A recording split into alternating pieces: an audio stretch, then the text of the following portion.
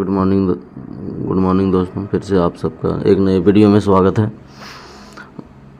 कल हम लोगों ने जो पढ़ा था यशपाल लेखक के बारे में, उनके बारे में ही आज उनके द्वारा जो लिखित गद्य में से है उनको आज हम लोग पढ़ेंगे, है ना। तो ये लखनवी अंदाज एक व्यंग है। क्या है? व्यंग है। रचनाएं कितने भी बहुत सारे प्रकार के होते हैं, जैसे कहानी, संस्मरण, यात्रा, वृत्तांत, ये सब टाइप होता है। तो ये उन्हीं का एक टाइप है। क्या है? व्यंग है। तो कहानी में आगे बढ़ने से पहले आप लोगों से बोलना चाहेंगे कि देखिए, कोई भी जो गद्य का एक चैप्टर दिया हुआ है, गद्यांश दिया हुआ है, उसमें से हर लाइन से क्वेश्चन अराइज होता है, हर लाइन से क्वेश्चन उठता है। अगर आप उसको पढ़ेंगे नहीं तो फिर संभव नहीं है। यही छोटा सा चैप्टर से हम बहुत सारा क्वेश्चन बना सकते हैं। तो हम चाहें तो सिर्फ MCQ ही करवा सकते हैं आपको, लेकिन उससे बहुत ज़्यादा लाभ नहीं होगा। मान लीजिए 20 MCQ हम करवा दिए, तो क्या वही पूछेगा? इस बात का कौन गारंटी लेता है?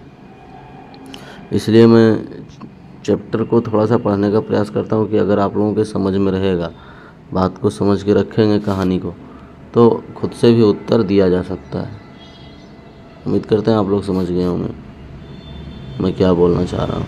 तो आगे बढ़ने से पहले बस एक सुबह रिक्वेस्ट है आप लोगों से कि वीडियो को अगर देखते हैं तो पूरा देखिए। उससे क्या होगा कि आपको लाभ होगा। अंततः परीक्षा होने के बाद अगर आप अच्छे नहीं कर पाएंगे तो फिर कहीं ना कहीं उसके लिए हम भी जिम्मेदार रहेंगे।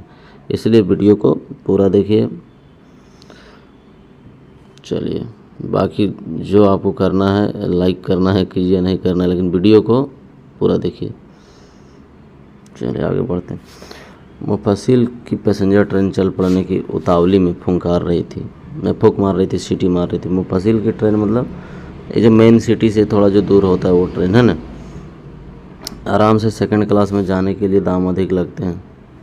आराम से सेकंड क्लास में जाने के लिए दाम अधिक लगते हैं।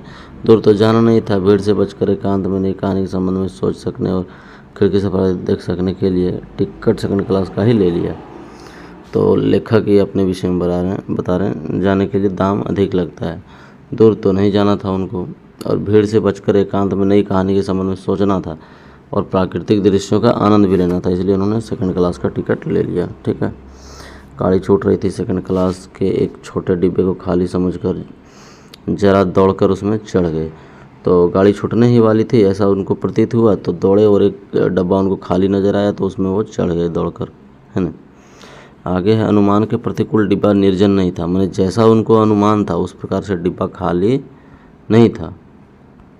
देखिए, हिंदी का हर एक शब्द पे 1 लाइन 2 लाइन बोला जा सकता है। उसका मतलब भी उतना होता है, बोलना ही पड़ेगा। अनुमान के प्रतिकूल डिब्बा निर्जन नहीं था, मतलब खाली नहीं था डिब्बा। जिस प्रकार से उनका अनुमान था, जब देखा उन्होंने खिड़की से तो लोग दिखाई नहीं दिए तो दौड़ के उसमें चढ़ गए, लेकिन चढ़ने के बाद जिस प्रकार उन्होंने उम्मीद किया उस तरह से खाली नहीं था। एक बर्थ पर लखनऊ की नवाबी नस्ल के एक सफ़ेद पोष सजन बहुत सुविधा से पालथी मारे बैठे थे। तो जब अंदर घुसे तो उन्होंने देखा कि नवाबी नस्ल मतलब नवाब तो बहुत पहले ही उनका राजपाट चला गया। सब लखनऊ में नवाबों का राज्य हुआ करता था एक टाइम पे, तो चला गया, लेकिन उनके ही नस्ल का एक सफ़ेद पोष सजन कहने का तात्पर्य है कि माने एक डिसेंट व्यक्ति, है ना, जिसको आप कह सकते हैं, हाँ डिसेंट ही कह सकते हैं, क्या बोलेंगे उसको, इज्जतदार व्यक्ति जिसको बोल सकते हैं।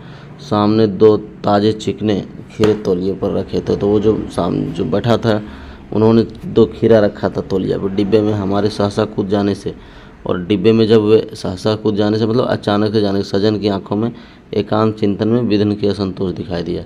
और जब लेखक अचानक से डिब्बे में घुसे तो उनको देखकर, है ना, वो एकांत में थे, अकेला था, तो उस जो नवाब था उसके आंखों में क्या दिखाई दिया? असंतोष दिखाई दिया कि साला अब हमको डिस्टर्ब करेगा, है ना, और हमको खीरा खाते हुए वो देखेगा तो मेरे बारे में क्या सोचेगा। खीरा को मतलब एक उतने जिस प्रकार से उसका स्टेटस था, मैंने नवाब जिसे अपने शोबाजी कर रहा था उसके अनुसार से एक तुच्छ वस्तु था, इसलिए सोचा हो सकता है यह भी कहानी के लिए सूझ की चिंता में हो, या खीरे जैसे या पदार्थ वस्तु का शौक करते देखे जाने के संकोच में हो। बात वही है, कहानी के लिए सुई, तो वो तो लेखक नहीं था, चिंता क्या करेगा कहानी का। खीरे जैसा अपदार्थ वस्तु, मतलब खीरा जो है अपदार्थ नहीं है तो पदार्थ ही, लेकिन इतने बड़े व्यक्ति थे नवाब, जैसा कि वो बैठे हुए थे, जैसा उसका पोशाक था, तो वो खीरा जैसा वस्तु उसके सामने अपदार्थ ही था। तो उसके लिए हो सकता है कि संकोच में हो कि इन्होंने देख लिया मुझे खीरा खाते हुए। नवाब साहब ने संगति के लिए उत्साह नहीं दिखाया। तो जब लेखक प्रवेश किया तो होता है दो लोग ट्रेन में आपस में बात उत करने लगते हैं, लेकिन ऐसा हुआ नहीं, है ना। नवाब साहब ने उनसे संगति के लिए उत्साह नहीं दिखाया, मैंने अपने तरफ से कुछ बात उत करने के लिए आगे वो नहीं आए। हमने भी उनके सामने ही बर्थ पर बैठकर आत्मसम्मान में आंखें चुरा ली, और फिर लेखक भी उसके सामने वाले ही बर्थ में बैठ गया। लेकिन ये चाहते तो बात करते अगर आगे सामने वाला करता, लेकिन सामने वाला जब नहीं कर रहा है तो इन्होंने भाई सबका आत्मसम्मान होता है, इसने भी कुछ नहीं बोला उससे। थाली बैठे कल्पना करते रहने की पुरानी आदत है। देखिए, थाली बैठे कल्पना करने रहने की पूरा, थाली मीन्स होता है निकम्मा, खाली, है ना। थाली मीन्स क्या हो गया, निकम्मा हो गया, खाली हो गया, बिना काम के बैठा हुआ है ना, निठल्ला। तो ये तो सबका है, जब भी आप खाली खोपड़ी शैतान का घर होता है। जब खाली बैठेंगे तो दिमाग में वैरायटी की बात आएगा। यहाँ बैठे हुए ऊपर से पंखा गिर गया तो क्या होगा, पंखा इधर क्यों घूम रहा, उधर क्यों नहीं घूम रहा, अगर वो व्यक्ति जा रहा है बाइक से इतना पीछे क्यों बैठा, इस टाइप से वैरायटी का क्वेश्चन आता है। तो इन्होंने भी वो सोचा। नवाब साहब की असुविधा और संकोच के कारण अनुमान करने लगे। जब नवाब साहब का असुविधा और संकोच हुआ तो इसके मन में भी तरह तरह के सवाल के घोड़े दौड़ पड़े। संभव है, तो इन्होंने सोचा, संभव है नवाब साहब ने बिल्कुल अकेले यात्रा कर सकने के अनुमान में किफ़ायत के विचार से सेकंड क्लास का टिकट खरीद लिया हो, और अब गवारा ना हो इस शहर का कोई सफ़ेद पोश उसे मंजिले दर्जे में सफ़र करते देख ले। उनका मानना है कि नवाब साहब जो है सो अकेले यात्रा करने के लिए सेकंड क्लास मीन्स क्या होता है, जनरल क्लास जिसको बोलते हैं वही होता है, द्वितीय क्लास, उसका टिकट खरीद लिया। और उसको अब इस बात से टेंशन हो रहा है कि कोई शहर का कोई सफ़ेद पोश व्यक्ति, मतलब अच्छा व्यक्ति जो है, डिसेंट व्यक्ति, उसको मंझले दर्जे में सफ़र करते हुए ना देख ले। ठीक है, इसी बात का उसको अफसोस है। शायद ये लेखक को ऐसा लगा, है ना। अकेले सफ़र का वक्त काटने के लिए ही खीरे खरीदे होंगे, और फिर अकेले में हैं तो सफ़र कैसे कटेगा, इसलिए खीरे खरीदे होंगे। अब किसी सफ़ेद पोश के सामने खीरा कैसे खाएं। हम कनखियों से नवाब साहब की ओर देख रहे थे, और जो लेखक है वो छुप छुप के आँख से देख रहे थे, टेढ़ा होकर के ना। नवाब साहब कुछ देर गाड़ी की खिड़की से बाहर देख स्थिति पर गौर करते रहे। नवाब साहब बहुत देर तक खिड़की से बाहर देखते रहे और स्थिति को धीरे धीरे नॉर्मल करने पर गौर कर रहे थे ना। ओह, नवाब साहब ने सहसा में संबोधन किया। नवाब साहब ने संबोधन किया, ओह मतलब हाय। जैसे हम लोग अभी मिलते हैं तो हाय बोलते हैं, वैसे ही उन्होंने ओह कहा और संबोधन किया, आदाब अर्ज जनाब, खीरे का शौक़ फरमाएंगे। ऐसा नवाब साहब ने कहा कि आदाब अर्ज मीन्स क्या, उनको नमस्कार सलाम किया। आदाब अर्ज मीन्स वही होता है। और क्या पूछा, क्या आप खीरा खाएंगे, शौक़ फरमाएंगे मतलब खीरा खाएंगे। नवाब साहब का सहसा भाव परिवर्तन अच्छा नहीं लगा, लेकिन नवाब साहब का जो अचानक से भाव परिवर्तन हुआ वो लेखक को अच्छा नहीं भांप लिया। आप शराफत का गुमान बनाए रखने के लिए हमें भी मामूली लोगों की हरकत में लथेड़े लेना चाहते हैं ना। तो उनको लगा कि आप शराफत का गुमान बनाए रखने के लिए, कि आप खुद से बड़े बनने के लिए जो खीरा खा रहे हैं वही खीरे में से, या भी जो छोटा बात आप कर रहे हैं उसमें हमको भी आप लथेड़ना चाह रहे हैं। लेखक को ऐसा लगा। जवाब दिया, शुक्रिया, किबला शौक़ फरमाएंगे। किसने जवाब दिया, लेखक ने। किबला बड़े लोगों को एक तरह से सम्मान देने के लिए इस शब्द का प्रयोग किया जाता है, शुक्रिया, किबला शौक़ फरमाएंगे, है ना। कि वीडियो देखिए, थोड़ा सा लंबा होगा, अच्छा से पढ़ेंगे तो लंबा ही होगा, नो डाउट। अब आप लोग देखें या ना देखें, आप लोगों के ऊपर है। मैं वीडियो बना के उसको आप लोगों के सामने ला रहा हूँ। अगर आप लोग को बुक में से नहीं पढ़ने में अच्छा लग रहा है तो मेरा पढ़ाया गया वीडियो को देखिए, अच्छे से समझने का प्रयास कीजिए। 10 में से 9 क्वेश्चन होगा, आराम से होगा। 10 में से 10 क्वेश्चन भी होगा अगर पूरा ध्यान से 2-3 बार देख लेंगे तो। वीडियो लंबा हो रहा है लेकिन क्या कर सकते हैं, हिंदी है भाई, पढ़ना है। चलिए आगे देखें।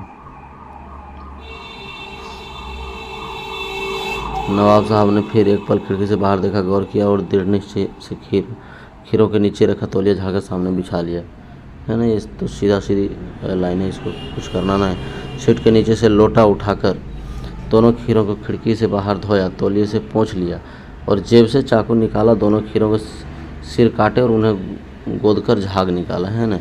तो खीरा काटने के बाद देखते हैं ना झाग उसका निकालते हैं, जिससे थोड़ा तीखा ये तीता थोड़ा लगता है वो हटाते हैं खीरा। फिर खीरों को बहुत एहतियात से मतलब सावधानी से, है ना, छिलकर फाँकों को मतलब खीरे के टुकड़ों को करीने से मतलब सहजता से तौलिए पर सजाया।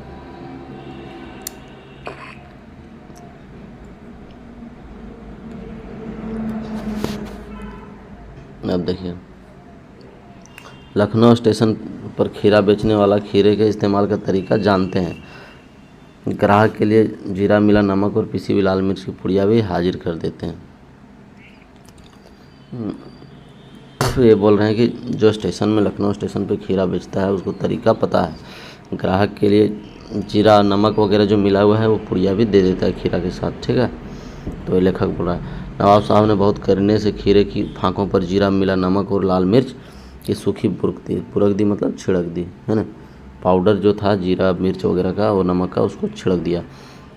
उनके प्रत्येक भाव भंगिमा और जबड़ों प्रत्येक भाव भंगिमा मतलब चेहरे का एक एक्सप्रेशन होता है ना खाना अच्छा देखने के बाद, जबड़ों के स्फुरन, जबड़ा थोड़ा बहुत मूवमेंट करता ही है, उस प्रक्रिया में उनका मुख खीरे के रसावदन की कल्पना से प्लावित हो रहा था। मतलब खीरे का स्वाद के विषय में सोचकर उसका जो मुंह में है वो पानी आ रहा था, ठीक है। ये हो गया इसका मतलब। हम कनखियों से Incoming voice call from Sunila via Kolkata. हम कनखियों से देखकर सोच रहे थे कि मियाँ रईस बनते हैं। उनको देख रहा था तिरछा नज़र से लेखक और मज़ा ले रहा था, है ना, कि लेकिन लोगों की नज़रों से बच सकने के ख्याल में अपनी असलियत पर उतर आए हैं।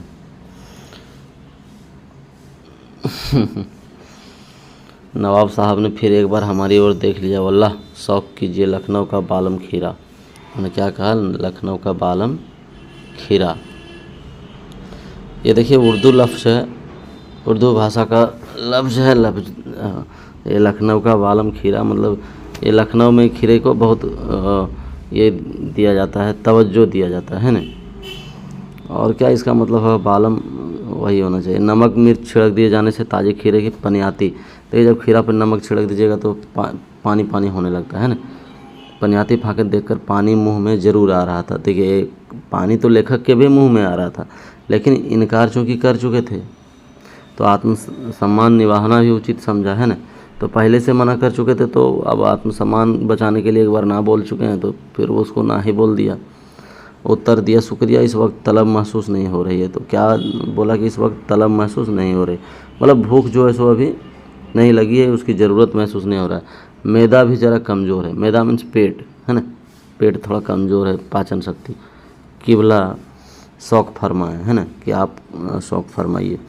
नवाब साहब ने सतीश आँखों से नमक मिर्च के संजोग से चमकती खीरे की फाँकों की ओर देखा। सतीश आँखों से नमक मिर्च के संजोग से चमकती खीरे के फाँकों को देखा। खिड़की बाहर देखकर दीर्घ निश्वास लिया, लंबा सांस लिया और खीरे की एक एक फाँक उठाकर ओठों तक ले गए। तब मुंह से सटाते थे ओठों तक, नाक से सूंघते थे और जैसे मान लो महसूस कर रहे हो जैसे हम लोग कोई फूल वगैरह सूंघते हैं वैसे। और जब वो महकता था आँखें मूंद लेते थे, है ना। मुंह में भर आए पानी का घूंट गले से उतर गया। तब नवाब साहब ने खिड़की से बाहर छोड़ दिया। नवाब साहब खीरे की फाँकों को नाक के पास ले जाकर वासना से रसावादन कर खिड़की से बाहर फेंक देते, है ना। तो उनको खाने का तो इच्छा ज़रूर था, है ना, लेकिन वो बस अपने आप को बड़ा साबित करने के लिए उसको फेंक रहा था, सूंघ के मात्र। नवाब साहब ने खीरे की सब फाँकों खिड़की बाहर फेंक दिया, तौलिए से हाथ और होंठ पोंछ लिए और गर्व से गुलाबी आंखों से हमारी ओर देख लिया, मानो यह कह रहे हो यह ख़ानदानी रईसों का तरीका है। बस अपना अपने आप को बड़प्पन दिखाने के लिए। नवाब साहब खीरे की तैयारी और इस्तेमाल से थक कर लेट गए। वो खीरे के पीछे इतना मेहनत कर चुके थे और अंत में खाना भी नहीं हुआ तो थक गए और लेट गए। हमें तस्लीम में सिर खम कर लेना पड़ा और अंत में इन्होंने सिर को थोड़ा इधर कर लिए, है ना। ख़ानदानी तहजीब, नफास और नजाकत। तहजीब मीन्स ख़ानदानी तहजीब, ख़ानदानी तौर तरीका, और नफासत मीन्स होता है क्या बोल सकते हैं, स्वच्छता होता है। गौर कर रहे थे खीरा इस्तेमाल करने के इस तरीके को, खीरे की सुगंध और स्वाद की कल्पना से संतुष्ट होने का सूक्ष्म, नफीस, बढ़िया, है ना। संतुष्ट होने का सूक्ष्म, बढ़िया, एब्स्ट्रैक्ट तरीका जरूर कहा जा सकता है। नफीस मीन्स होता है बढ़िया, ये इसे कहा जा सकता है। परंतु क्या ऐसे तरीके से उदर की तृप्ति भी हो सकती है? लेकिन क्या इस तरीके से पेट भरा जा सकता है इंसान का? जी बिल्कुल नहीं। पेट कैसे भरा जाएगा? सूंघने मात्र से अगर पेट भर जाता तो सब हलवाई के दुकान में, बड़े बड़े होटल में अच्छे अच्छे खानों को सूंघ के बस अपने अपने पेट भर लेते। नवाब साहब के ओर से भरे पेट के ऊंचे डकार का शब्द सुनाई दिया। अब देखिए, इतना ही नहीं, वो डकार भी लिया ज़बरदस्ती। कौन? नवाब साहब। डकार कब लेता है इंसान? जब पेट भर के खाना खाता है। देखकर कहते खीरा लजीज होता है लेकिन होता है शकील। नामुराद मैदे पर बोझ डाल देता है। शकील मीन्स नहीं पचने वाला, है ना। मैदे पर मतलब पेट पर बोझ डाल देता है। ज्ञान चक्षु खोल गए, पहचान ये है नई कहानी के लेखक। खीरे की सुगंध और स्वाद की कल्पना से पेट भर जाने का डकार आ सकता है तो बिना विचार, घटना और पात्रों के लेखक की इच्छा मात्र से नई कहानी क्यों नहीं बन सकती? चलिए, तो ये था हम लोग जो पढ़े भी लखनवी अंदाज।